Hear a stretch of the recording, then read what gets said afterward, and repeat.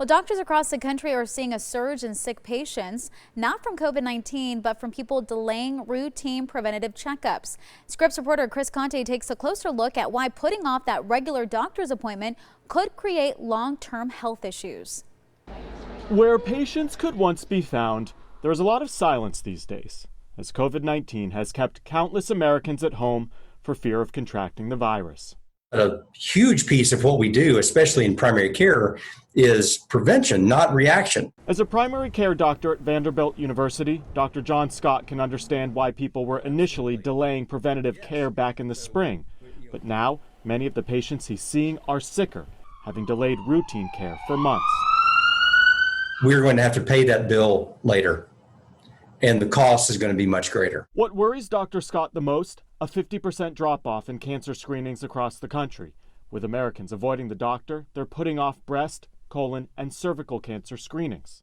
The impact of that is significant as we think about the benefit of catching cancer at an early stage. Nearly a third of Americans have put off health care during COVID-19, which is why physicians nationwide are urging people to schedule that regular checkup sooner rather than later. Healthcare is a marathon, and you want to put the finish line as far out as possible.